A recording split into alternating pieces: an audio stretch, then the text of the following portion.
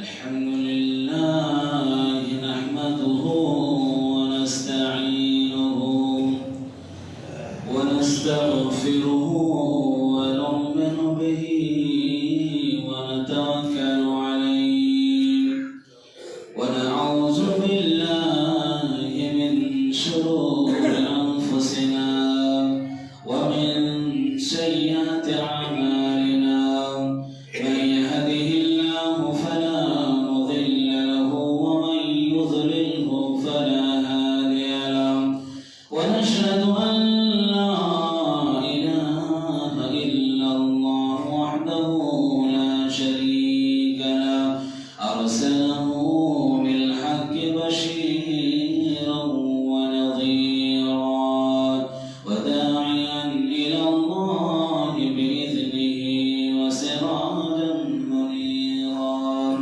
فقد قال الله تبارك وتعالى في كلامه المجيد والفرقانه الحميد أعوذ بالله من الشيطان الرجيم بسم الله الرحمن الرحيم يا أيها الذين آمنوا اتقوا الله حق تقاته ولا تموتن إلا وأنتم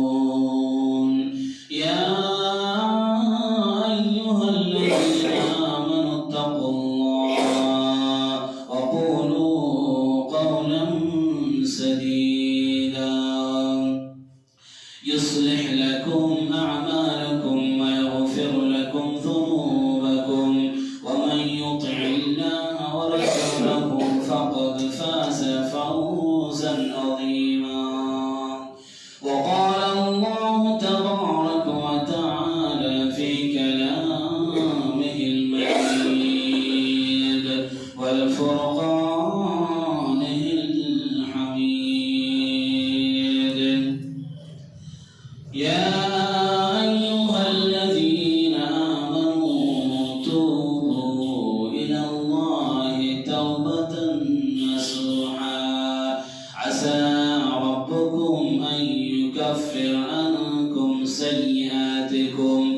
ويدخلكم جنات تجري من تحتها الأنهار وقال النبي صلى الله عليه وسلم كل بني آدم خطاؤون وخير خطائين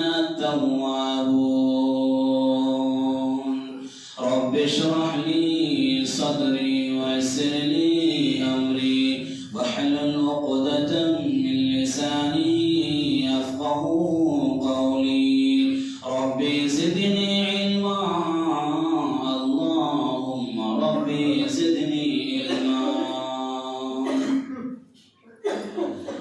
ওরে মুসলমান তোরা হারাস না ঈমান ওরে মুসলমান তোরা হারাস না ঈমান নামাজ পড়ো রোজা রাখো শব্দ করে ধর কোরআন ওরে মুসলমান তোরা হারাস না ঈমান ওরে মুসলমান তোরা হারাস না ঈমান নামাজ পড়ো রোজা রাখো শব্দ করে ধর কোরআন ওরে মুসলমান তোরা হারাস না ঈমান যদি করিস নামাজ রোজা মাফ হবে তোর পাপের বোঝা যদি করিস নামাজ রোজা মাফ হবে তোর পাপের বোঝা নামাজ হবে সঙ্গে সাথী হাসরের ময়দান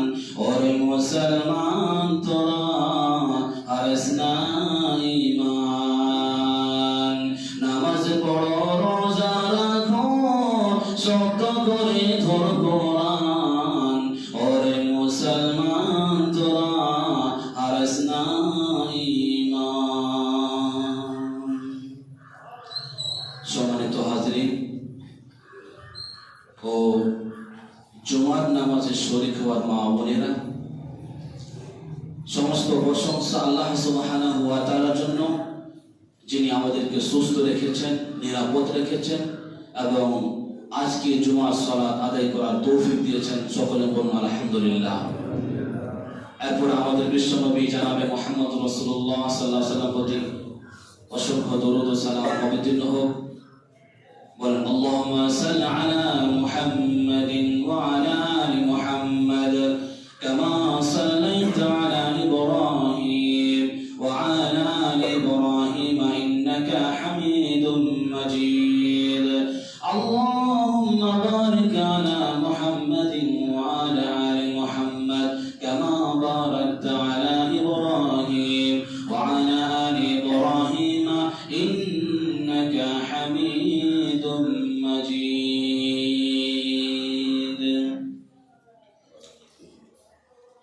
সম্মানিত উপস্থিতি, আজকে আমার জুমার খুতবা বক্তব্য বিষয় হচ্ছে তওবা। বক্তব্য বিষয় কি? তওবা। তওবা মানে কি? তওবা মানে হচ্ছে ফিরে আসা।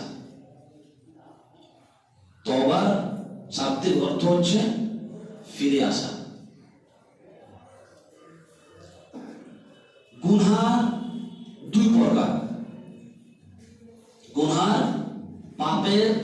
গুনাহের দুই প্রকার। একটা কি কাবিরা হয় আর একটা সাগীরা হয়, অর্থাৎ বড় পাপ এবং ছোট পাপ।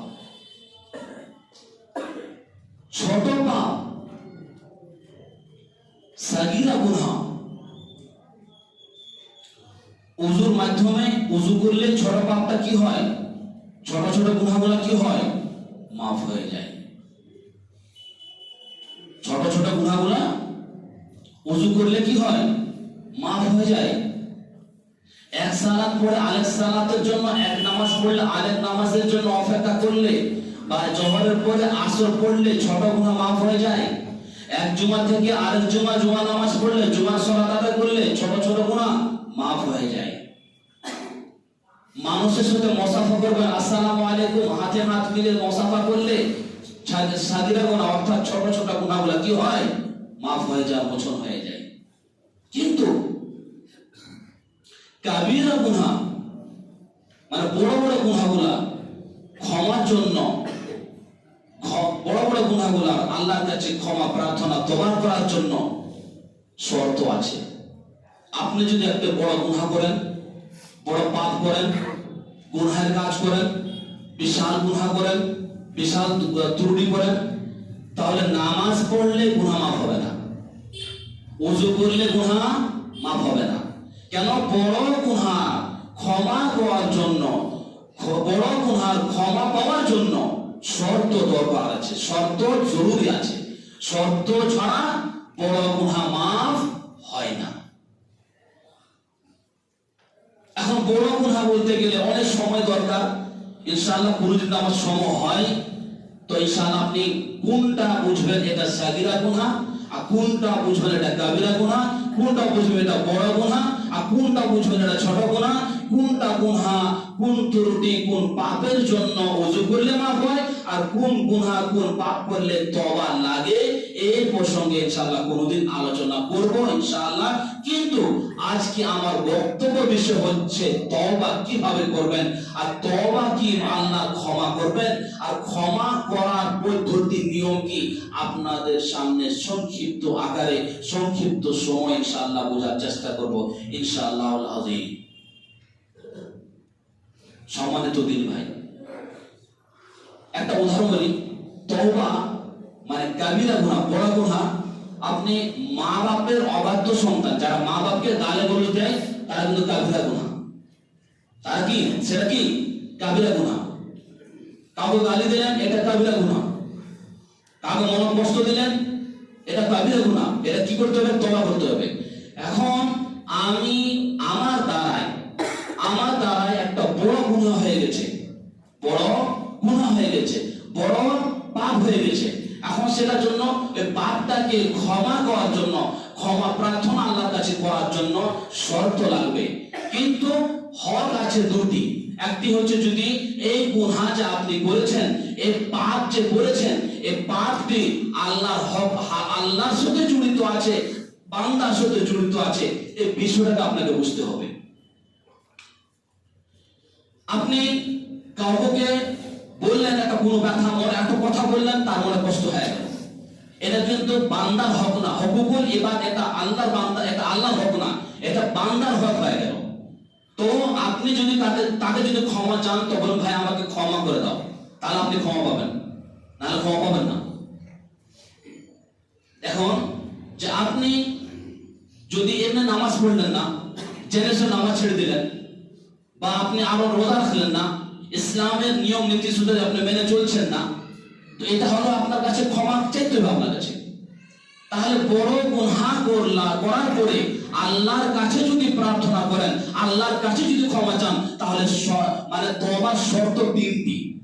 এক, যেই জায়গাতে আপনি যেই জায়গাতে আপনি গুনাহ করেছেন, যে মাটিতে আপনার গুনাহ হয়, যে দোকানে আপনার গুনাহ হয়, যে আপনার ক্লাসমেট বা যে মানুষের যে সাথী বা সঙ্গী সাথীর জন্য আপনার গুনাহ হয়, সেই গুনাহটাকে আপনাকে, সেই কাজটাকে, সেই জায়গাটাকে, সেই দোকানকে, সেই স্থানকে, সেই জায়গাকে আপনাকে ত্যাগ করতে হবে। এটা শর্ত। আপনার যদি গুনাহ দোকানে হয়, দোকান ছেড়ে দিতে হবে। আপনার যদি গুনাহ হয় একটা আমার বন্ধুর সঙ্গে, একটা বন্ধুর সাথে যদি আমার থাকে গুনাহ, তো সে বন্ধুকে ত্যাগ করতে হবে, এটা আল্লাহর আদেশ। তাহলে তওবা যদি করেন, তো তওবার শর্তে প্রথমে সূচনাতে তিনটে শর্ত আছে। এক নম্বর শর্ত, যে জায়গাতে বাংলার মাটিতে যদি আপনার গুনাহ হয়, তো বাংলার মাটি ছাড়তে হবে। আপনার দোকানে যদি চার আটটা দিয়ে যদি গুনাহ হয়, তাহলে সে দোকান ছাড়তে হবে। আর আপনার বন্ধু বান্ধবী, যারা মেয়েরা বান্ধবী লাগায়, তাদের জন্য যদি গুনাহ হয়, তাদের জন্য যদি পাপ হয়, তাহলে সে বান্ধবী, সে বন্ধু, সে দোস্ত, সে আমার ফ্রেন্ড আমাকে ছাড়তেই হবে। এক নম্বর শর্ত। দুই নম্বর শর্ত হচ্ছে, আপনি যে পাপটি করেছেন, আপনি যে গুনাহ করেছেন, সেই গুনাহকে নিয়ে আপনাকে অনুতপ্ত হয়ে আল্লাহর কাছে লজ্জিত হয়ে বলবেন, আল্লাহ গো, এই কাজটি, এই গুনাহটি আমি তো কোনোদিন আশা করিনি যে আমার দ্বারাতে এই গুনাহটি হবে। একটা অনুতপ্ত হয়ে, একটা আবেগ নিয়ে আল্লাহকে বলবেন যে আমি শর্মিন্দা হয়ে, একটা আবেগ নিয়ে আর একটা লজ্জিত হয়ে বলবেন, আল্লাহ আমি আর কোনোদিন তওবা গুনাহ করব না। এই গুনাহ করার পরে আমি কিন্তু অশান্তি হয়ে গেছি, আমার মধ্যে শান্তি নাই, কখন ক্ষমা হবে। 2 নম্বর শর্ত হলো। 3 নম্বর শর্ত হচ্ছে, বড় গুনাহ করার পর এমনি আস্তাগফিরুল্লাহ ওয়া আতুবু ইলাইহি করলে গুনাহ মাফ হয় না। আপনি যদি সারা দিন বলেন আস্তাগফিরুল্লাহ ওয়া আতুবু ইলাইহি, আস্তাগফিরুল্লাহ ওয়া আতুবু ইলাইহি, আস্তাগফিরুল্লাহাল্লাযী লা ইলাহা ইল্লা হুয়াল হাইয়ুল কাইয়্যুম ওয়া আতুবু ইলাইহি, এরা যদি বলেন সারা দিন সারা রাত যদি আপনি এই দোয়াটি বলতে থাকেন, কিন্তু আপনার কবিরা গুনাহ মাফ হবে না। এটা হলো সগীরা গুনার জন্য, এটা হলো ছোট ছোট গুনার জন্য। আপনি যত সারা দিন যদি বলেন আস্তাগফিরুল্লাহ ওয়া আতুবু ইলাইহি, আস্তাগফিরুল্লাহ ওয়া আতুবু ইলাইহি, আপনার গুনাহ মাফ হবে, কিন্তু ছোট গুনাহ মাফ হবে। বড় গুনাহ ক্ষমার জন্য 3টি শর্তে অনুযায়ী আপনাকে চলতে হবে। 3 নম্বর শর্তে আপনি আল্লাহর কাছে প্রতিজ্ঞা করবেন, আল্লাহর কাছে ওয়াদা করবেন, আল্লাহ গো, আমি এই যে গুনাহটি করেছি, এই পাপটি করেছি, আল্লাহ জীবনে তোমার কাছে ওয়াদা করলাম, আল্লাহ আমি জীবনে গুনাহ আর করব না। তাহলে 3 শর্ত বুঝা গেল। 3 শর্তে যেই জায়গাতে আপনার গুনাহ হয়, বলবো হাদিস আসছে, যেই জায়গাতে গুনাহ হয় সেই জায়গা আপনাকে ছাড়তেই হবে, না হলে গুনাহ থেকে বাঁচতে পারবেন না। দ্বিতীয় হচ্ছে যে আপনি যে গুনাহ করেছেন, এই গুনাহকে নিয়ে অনুতপ্ত হয়ে আর লজ্জিত হয়ে আর শর্মিন্দা হয়ে আল্লাহর কাছে বলবেন যে আল্লাহ আমার দ্বারাতে এভাবে গুনাহ হয়, অসম্ভব, আমি তো কোনোদিন চিন্তা ভাবনা করিনি। এটা আপনাকে নিজের আবেগ হতে হবে, নিজেকে মনে আপনাকে অন্তর থেকে বলতে হবে। তিন নম্বর হচ্ছে আপনাকে আল্লাহর কাছে প্রতিজ্ঞা করতে হবে, আল্লাহর কাছে ওয়াদা করতে হবে যে আল্লাহ আর আমি জীবনে কোনোদিন গুনাহ করব না। তাহলে আপনি গুনাহগুলো মাফ, গুনাহর ক্ষমার আপনি যোগ্যতা, আর তাহলে আল্লাহর কাছে আপনি ক্ষমা পাবেন। এখন মানুষ যদি বলে যে আমি গুনাহ করেছি, হয়ে গেছে, মাফ আল্লাহ করবেন, আর আমি করব না, কিন্তু গুনাহ হবে, এটা স্বাভাবিক। আপনার কাছে গুনাহ হবে, আপনার দ্বারাই গুনাহ হবে, আপনার দ্বারাই পাপ হবে, এটাই স্বাভাবিক, এটা অস্বাভাবিক বলে কিছু না। যে একটা মানুষ গুনাহ কিভাবে করে, হ্যাঁ নামাজ পড়ছে 5 ওয়াক্ত, গুনাহ কেন করে? না না না, এটা বলা নয়, গুনাহ হবে কেন?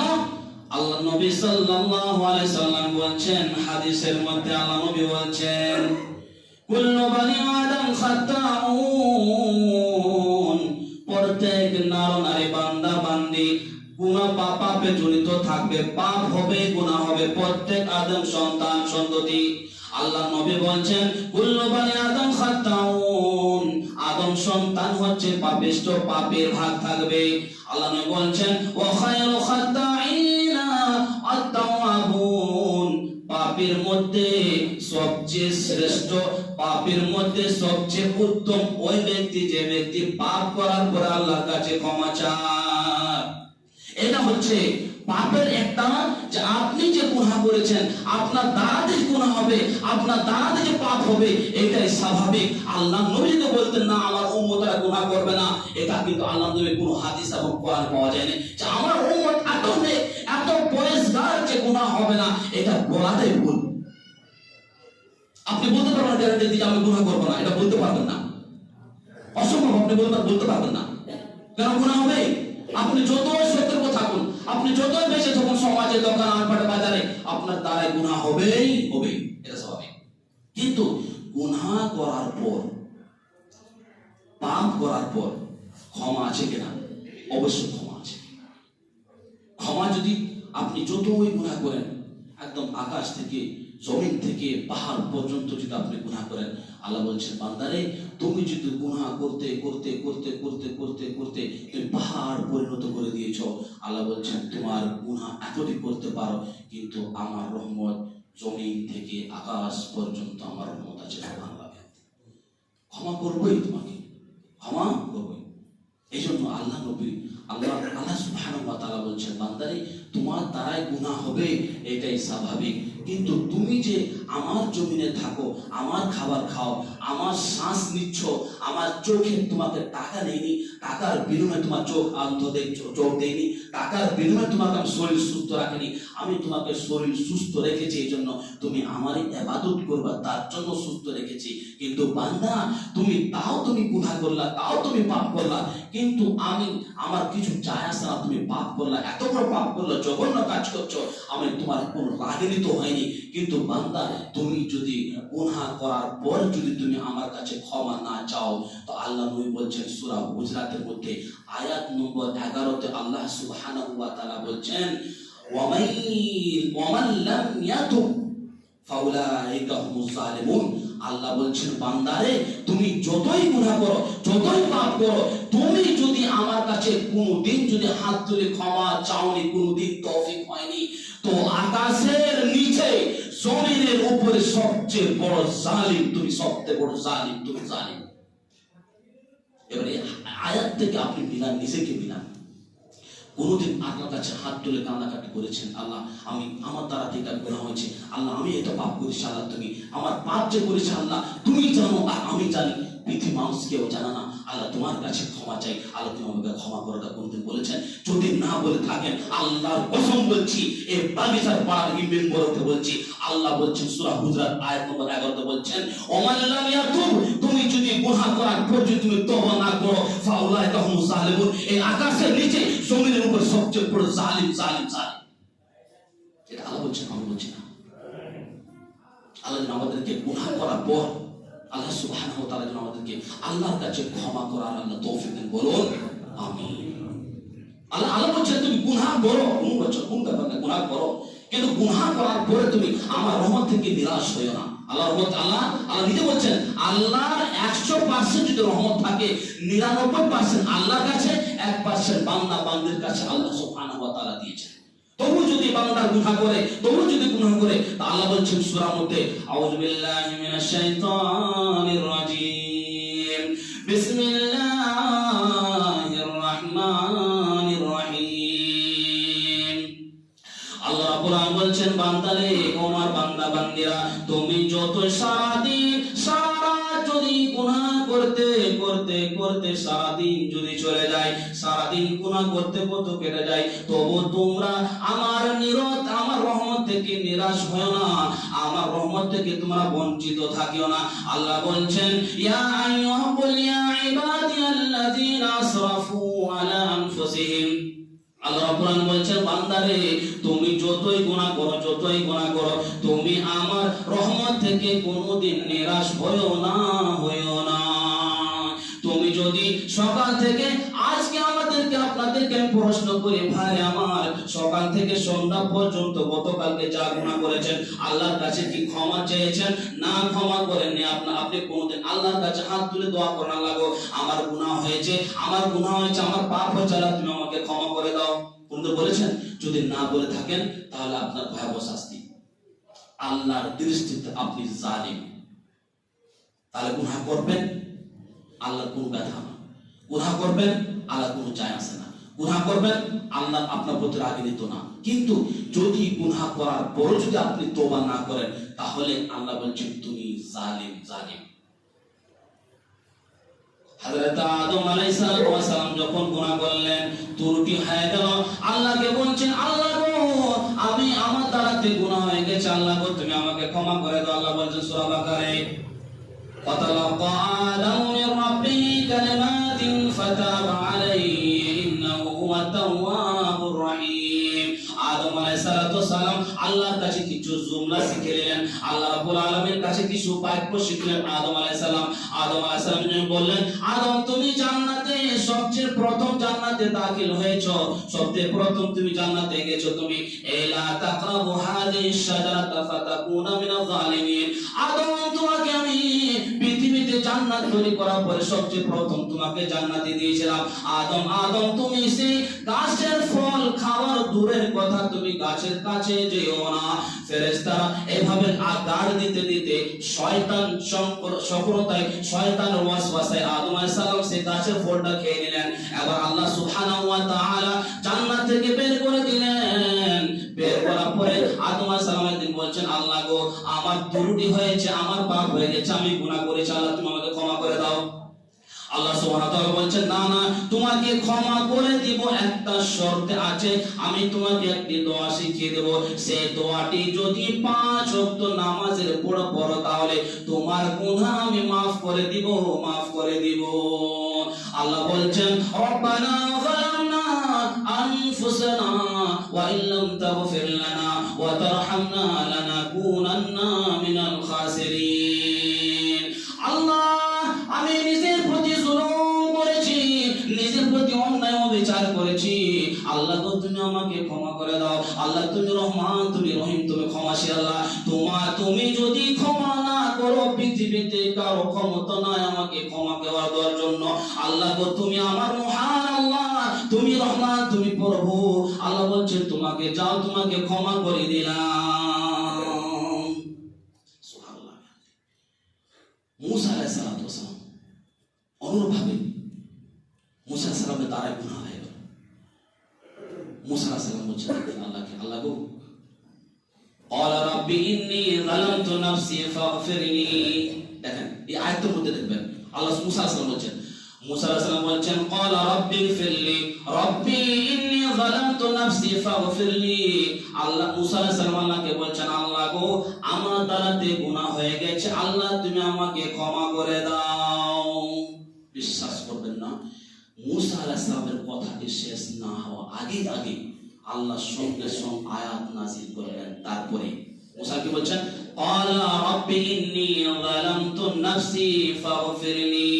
আল্লাহ গো, তুমি দয়াবান, তুমি রহমান, তুমি প্রভু, আল্লাহ তুমি আমাকে সৃষ্টি করেছো, আল্লাহ আমার দ্বারাই গুনাহ হয়ে গেছে, আল্লাহ তুমি আমাকে ক্ষমা করে দাও।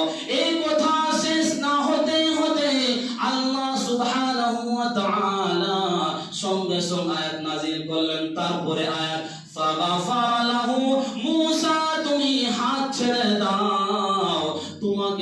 ক্ষমা করে দিলাম, ক্ষমা করে দিলাম।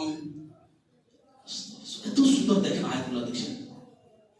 মানে বান্দা যদি আল্লাহর কাছে চায়, যে সময় আল্লাহর কাছে ক্ষমা চায়, আল্লাহ ক্ষমা করবেন করবেন। এটা সবগুলো হাদিস, এটা কোরআন মধ্যে বোঝা যায়। নিরাশ হতে হবে না। গুনাহ হবে, এটা স্বাভাবিক। আপনার তার গুনাহ হবে, মোবাইলের মাধ্যমে হোক, কথার মাধ্যমে হোক, ব্যবসার মাধ্যমে হোক, চলাফেরার মাধ্যমে হোক, গুনাহ হবে, এটা স্বাভাবিক। কিন্তু আপনাকে গুনাহ করার পরে আল্লাহর কাছে ক্ষমা চাইতে হবে, ক্ষমা চাইতে হবে। আল্লাহ বলছেন, বান্দা তুমি গুনাহ করলা, তোমাকে আমি ক্ষমা করে দিলাম, ঠিক আছে। তুমি আমার রহমত দেখেছো? রহমত কোথায় আছে? রহমত বিচারের মাঠে কোটি কোটি মানুষের সামনে আল্লাহর কাছে একজন মুমিন গুনাহগার, দেখেন কথা কি আমি বলছেন, বিচারের মাঠে আল্লাহর সামনে একজন মুমিন গুনাহগার ব্যক্তিকে নিয়ে আসা হবে। নিয়ে আসার পরে আল্লাহর কাছে সামনে দাঁড় করানো হবে। এবার যখন আল্লাহ সুবহানাহু ওয়া তাআলা আর ওই গুনাহগার ব্যক্তি দুজনের পাশাপাশি আল্লাহর সঙ্গে কথা বলছেন, আল্লাহ এবং মুমিন বান্দা, গুনাহগার বান্দা, আল্লাহ সুবহানাহু ওয়া তাআলা রহমতের চাদর দিয়ে একটা পর্দা করে দিবেন আর বলবেন, বান্দারে কোটি কোটি মানুষ পর্দার বাইরে দেখো, তুমি কোটি কোটি লক্ষ লক্ষ মানুষ আমার বিচারের মাঠে, এখন তোমার সঙ্গে আমি কথা বলছি, তুমি চতুর্দিকে আমি পর্দা করে দিয়েছি। তুমি যে যে গুনাহগুলো করেছো, সেই গুনাহগুলো যেন বাইরের মানুষ না দেখতে পারে, তোমার মান সম্মান রক্ষা করার জন্য আমি একটা পর্দা ব্যবস্থা করে দিলাম। আল্লাহ বলছেন, বান্দা তুমি আমার দিকে তাকাও, এটা গুনাহ করেছো কিনা বলো বলো বলো। সে লোকটি বলবে, আনামতু বিল্লাহ, আল্লাহ গো আমি জানি এই গুনাহগুলো আমি করেছি, আমি স্বীকৃতি দিচ্ছি, আমি স্বীকার করছি যে আমি গুনাহ করেছি। আল্লাহ বললেন, বান্দারে তোমার মান সম্মান রক্ষা করার জন্য আমি তোমাকে পর্দা দিয়ে দিলাম, এবার তুমি বলো আমার রহমত কতটি। তখন সে লোকটি বলছে, আল্লাহ গো তার গুনাহ, আল্লাহ খাতা চেক করতে করতে করতে দেখা প্রচুর গুনাহ করে বলে বসে আছে মুমিন বান্দা। এখন আল্লাহ বলছে, বান্দারে তুমি আমার রহমতের দ্বারাই আশাতে বসেছিলা, যাও আমি তোমাকে ক্ষমা করে দিলাম। এবার সে ব্যক্তি যখন খাতা আমলনামা নিয়ে যখন বের হয়ে গেল, দেখছি বিশাল মাঠ, বিশাল বিচারের মাঠ, সবাই নফসি নফসি করছে, কিন্তু সে ব্যক্তি মুখে হাসি নিয়ে বের হচ্ছে, বলছে, ইয়া আইয়ুহান নাস, এ মানুষরা, বিচারের মাঠ মানুষরা, তোমরা শুনো শুনো, আমি এতটি গুনাহ করেছিলাম, এত পাপ করেছিলাম, কিন্তু আমার পাপ কি তোমরা দেখতে পেয়েছো? সবাই বলবে, না না আমরা দেখিনি, তুমি তো পাপ করো নাই, তুমি তো সৎ বান্দা আল্লাহ, তার জন্য তো আল্লাহর মাঝে তোমার মাঝে আল্লাহ পর্দা করে দিলেন। লোকটি বের হওয়ার পরে বলছে, ফাআম্মা মান উতিয়া কিতাবাহু ফাউকরহু মিন কিতাবিয়া, বলছেন বান্দা, ওই লোকটি বলছে, আমার আমলনামাটা কে পড়বে বলো তো? আমি খুবই আজকে আনন্দিত হয়েছি, খুবই খুশি হয়েছি, আল্লাহ আমাকে বিশেষ রহমতে ঘিরে আমাকে ক্ষমা করে দিয়েছেন। এটা হলো আল্লাহর রহমত। এখন যারা গুনাহ করতে করতে নিরাশ হয়ে বসে আছেন, একজন আমাকে বলছিল, আমি দোয়া করতে করতে অস্থির হয়ে গেছি, আর দোয়া করবো না। সুবহানাল্লাহ, কেমন লোকটি দেখেন, তার ঈমান কত দুর্বল। কিভাবে বলতে পারে যে আল্লাহর রহমত থেকে আমি নিরাশ হয়ে যাবো? কিভাবে বলতে পারে যে আমি আল্লাহর কাছে দোয়া চাইবো? আমি দোয়া চাইছি, আমি একদম ক্লান্ত হয়ে গেছি, আমার দোয়া কবুল হয় না। দেখবেন একটা হাদিস বার দেবেন, একটা মানুষ বনী ইসরায়েলের যুগে 99 মানুষকে হত্যা করে দিয়েছিল। কত? 99 মানুষকে হত্যা করে দিয়েছিল। এটা বনী ইসরায়েলের ঘটনা পাওয়া যায়, এটা বিশুদ্ধ বর্ণনা। এবার তখন 99 মানুষকে হত্যা করার পরে নিজেকে চিন্তা করছে, বাবা আমি এতটি গুনাহ করেছি, এই গুনাহ করেছি, মানুষকে হত্যা করা তো কাবিরা গুনাহ, আমি 99 মানুষকে হত্যা করে দিয়েছি, আমার কি ক্ষমা হবে কি হবে না? বাড়ি থেকে বেরিয়ে চলে গেল। যাওয়ার পরে রাস্তাতে পথের মধ্যে একটা আবেদের সাথে সাক্ষাৎ হলো। আবেদ হচ্ছে যে ব্যক্তি ইবাদত করেওয়ালা, তাকে বলে আবেদ। আবেদের সাথে সাক্ষাৎ হওয়ার পরে বলছে, আসসালামু আলাইকুম আবেদ সাহেব, আমি 99 মানুষকে হত্যা করে করে দিয়েছি, আমার কি ক্ষমা হবে? সেই লোকটি বলছে, না না, তোমার ক্ষমা হবে না, এত বড় পাপ করেছো, আবার তওবা করতে চাচ্ছ, তোমার তওবা কবুল হবে না, আল্লাহ তোমার গুনাহ ক্ষমা করবেন না। সেই লোকটিকে 99 মানুষকে হত্যা করার পরে সে আবিদকে জিজ্ঞাসা করলো, আবিদ না করার পরে একজন আবিদকে হত্যা করে 100 জন পূরণ করে দিল। 100 জন হত্যা করেছে, 100 হয়ে গেল। 100 জন হওয়ার পরে এবার আবার চিন্তা করে কি করব। দেখেন, আপনাকে বোঝাতে চাচ্ছি যে আল্লাহর রহমত থেকে নিরাশ হয়ে গেল। দেখেন, বান্দা কতটি গুনাহ করছে গো, তাও জান্নাতে যাবে, লাস্ট শেষ মুহূর্তে দেখবেন যে জান্নাতে সে চলে গেছে। এবার তখন 100টি মানুষকে হত্যা করার পরে আবার রাস্তার মধ্যে চলে যায়। আল্লাহর রহমত দেখুন, অবাক হয়ে যাবেন। এবার আল্লাহর রহমত থেকে নিরাশ সে ব্যক্তি হয় নাই, এখনো সে আশা আকাঙ্ক্ষা নিয়ে বসে আছে, আল্লাহ আমার গুনাহ ক্ষমা করবেন। এবার লোকটি 99 পড়ার পরে 100 জন পুরা হয়ে গেল। এবার লোকটি আবার রাস্তার পথের মধ্যে হাঁটতে শুরু করলো। হাঁটতে একজন আলিমের সঙ্গে সাক্ষাৎ হলো। আলিম যারা ইলম অর্জন করে তারাকে আলিম বলে। আলিমকে জিজ্ঞেস করলো, আসসালামু আলাইকুম মৌলভী সাহেব, বলেন তো দেখি, আমি 100 জনকে হত্যা করেছি, আমার কি ক্ষমা হবে? আল্লাহ কি আমাকে ক্ষমা করবেন? আবিদ বলছেন, আলিম বলছেন, অবশ্যই ক্ষমা হবে। এর চেয়েও বেশি যদি গুনাহ করতে তবু আল্লাহ তোমাকে ক্ষমা করে দিত। এজন্য আল্লাহ বলছেন, কুল ইয়া আইয়ুহাল্লাযীনা আশরাফু আলা আনফুসিহিম, আল্লাহ বলছেন বান্দারে তুমি যতই গুনাহ করো তুমি আমার রহমত থেকে নিরাশ হয়ো না। আবার বলছেন, আলিম এখন যাবো কোথায় যাবো যে আমার গুনাহ মাফ হয়? আলিম পরামর্শ দিচ্ছেন, তুমি এই গ্রাম থেকে ছেড়ে দাও, অমুক গ্রামে যাও। অমুক গ্রামে দেখবা প্রচুর আলিম ওলামা, পরিষ্কার একটা দেশ, একটা বাসিন্দা, একটা টলা, একটা গ্রাম, যাও তুমি সেখানে চলে যাও। সে লোকটি যেতে লাগলো। যখন আলিম পরামর্শ দিলেন, পরামর্শ অনুযায়ী সেই লোকটি যেতে লাগলো। যেতে অর্ধেক রাস্তাতে সে মারা গেল। অর্ধেক রাস্তা কি হলো? মারা গেল। তার কি তওবা কবুল হয়েছে? সে লোকটি তওবা করার জন্য প্রস্তুত, সে লোকটি তওবা করার জন্য পথ ঘাটছে, বাড়ি ঘর ছেড়ে দিয়েছে। আল্লাহর কাছে ক্ষমা নিবই নেব, প্রত্যেকটা করে চলে গেছে। না, আমি আল্লাহর কাছে ওয়াদা করছি, আমি নিজেই ওয়াদা করছি, ইনশাআল্লাহ আল্লাহর কাছে আমি ক্ষমা নিবই। আজ কি লোকটি তো ইন্তেকাল হয়ে গেল, এখন কি করা যায়? যখন ইন্তেকাল হয়ে গেল, তখন রহমতের ফেরেশতা এবং আযাবের ফেরেশতা দুপক্ষে, জান্নাতের ফেরেশতা, জাহান্নামের ফেরেশতা, মানে আযাবের ফেরেশতা আর রহমতের ফেরেশতা, দুপক্ষের ফেরেশতা এসে হাজির তার কাছে, ওই লোকটির কাছে। রহমতের ফেরেশতা ডান হাত ধরেছে, আর পাপী গুনাহগার ফেরেশতারা বাম হাতে ধরেছে, আবার টানাটানি করছে। রহমতের ফেরেশতা বলছে, এই জান্নাতে যাবে, কেননা সে তওবা করার জন্য প্রস্তুত ছিল, তার অন্তরটা তো তওবা করার জন্য নিয়ত করেছিল যে আমি আল্লাহর কাছে ক্ষমা চেয়ে নিব। কিন্তু রহমতের ফেরেশতা বলছে সে জান্নাতে যাবে, আর যারা আযাবের ফেরেশতা তারা বলছে না, সে জান্নাতে যেতে পারে না, যেহেতু সে তওবা করার তৌফিক হয় নাই, যেহেতু সে তওবা করেনি। তওবা করার জন্য গ্রাম থেকে বের হয়েছিল বটে সত্য কথা, কিন্তু সে তওবা করতে পারেনি, অতএব সে জাহান্নামে যাবে। এরা বলছে জান্নাতে যাবে। দু ফেরেশতা দু দলে ঝগড়া শুরু হয়ে গেল, তর্ক বিতর্ক শুরু হয়ে গেল। আল্লাহ বলছেন, আল্লাহ মুখ মুস্কি হাসে বলছেন, দেখো ফেরেশতারা, দেখো আমার বান্দাকে দেখো কিভাবে করছে, তার অবস্থা দেখো। রহমতের ফেরেশতা বলছে জান্নাতে, আযাবের ফেরেশতা বলছে জাহান্নামে। আল্লাহর পক্ষ থেকে একজন ফেরেশতা অবতীর্ণ জমিনে করা হলো। জমিনে আসার পরে ও ফেরেশতা বলছে, বাবা তোমরা ঝগড়া কেন করছো, তোমরা তর্ক বিতর্ক কেন করছো? আল্লাহ তো জানেন, আল্লাহ তো অন্তর্যামী, আল্লাহ তো জানেন। তবু ফেরেশতাকে পাঠিয়ে বলছে, যা তুমি সমাধান করে দাও। কিভাবে সমাধান করতে হবে বলো তো, কি ঘটনা বলো তো? আল্লাহ জানেন গো, তবু ফেরেশতা বলছেন, একজন সমাধানের ফেরেশতা আছে, বলছেন কি হয়েছে ঘটনা আমার সাথে বলো তো। একজন বলছে কিছু ফেরেশতা বলছে জাহান্নামী, কিছু ফেরেশতা বলছে জান্নাতি। এখন সমাধান কি?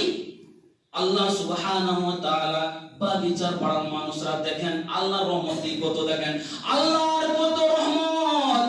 সে আল্লাহ ফেরেশতা যখন সমাধান করার জন্য প্রস্তুত, তখন আল্লাহ বলছেন ওই ফেরেশতারে যে পাঠিয়েছিলেন তাকে বলছেন, তুমি যে গ্রাম থেকে যে বাড়িতে যে তার বাড়িতে যে গ্রামে গুনাহ করেছিল সেই গ্রামটাতে যেখানে মারা গেছে তো কত দূরত্ব আছে, আর যেখানে মারা গেছে সেখান থেকে যেখানে তওবা করতে যাচ্ছিল সেই কতটি দূরত্ব আছে তোমরা মেপে দেখো।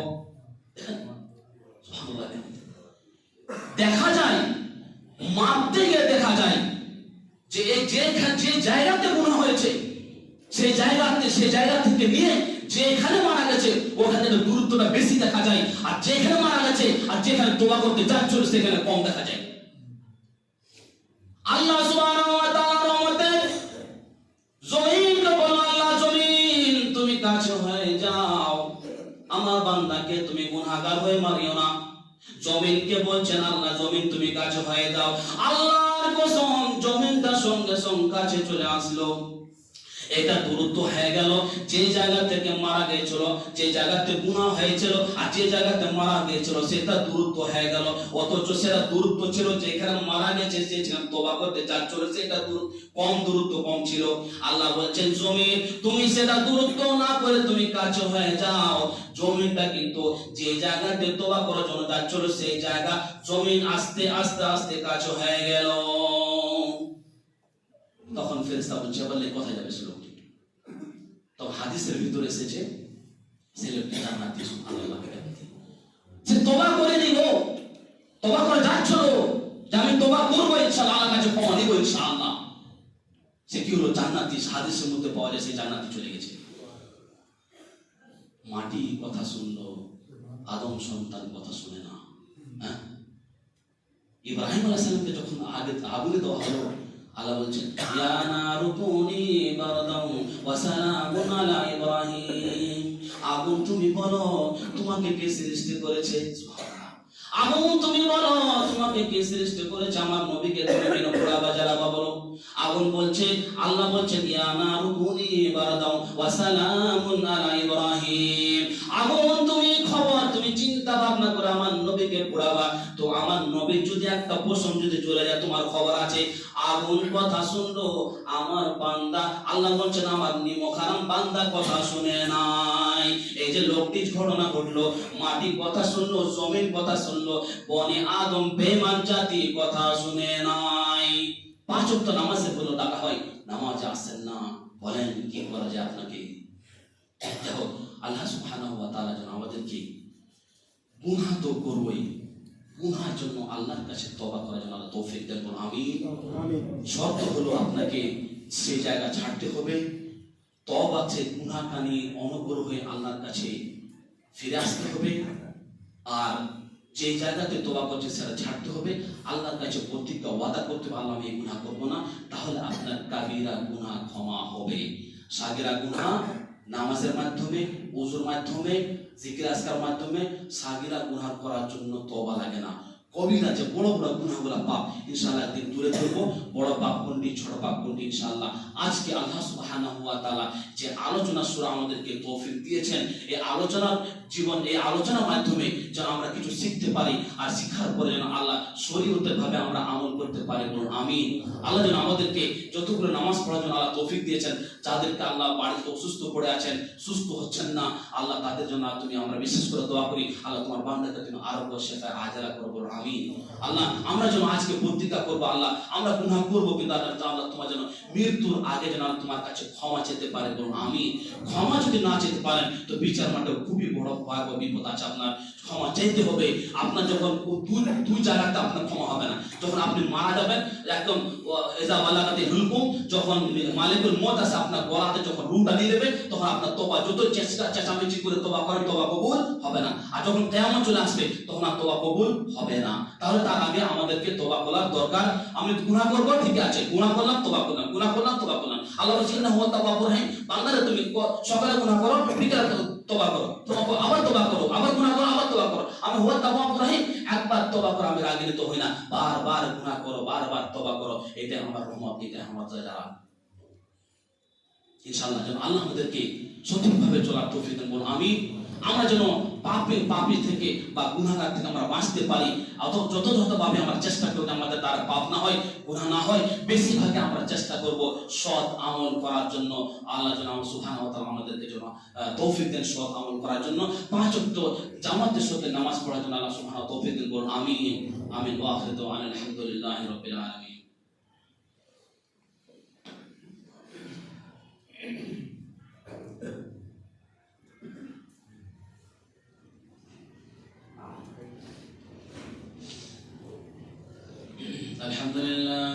الحمد لله رب العالمين والصلاة والسلام على أشرف الأنبياء والمرسلين وعلى آله وصحبه أجمعين ومن والاه. أعوذ بالله من الشيطان الرجيم. بسم الله الرحمن الرحيم. اتل ما أوحي إليك الكتاب أقيم الصلاة إن الصلاة تنهى عن الفحشاء والمنكر ولذكر الله أكبر والله يعلم ما تصنعون.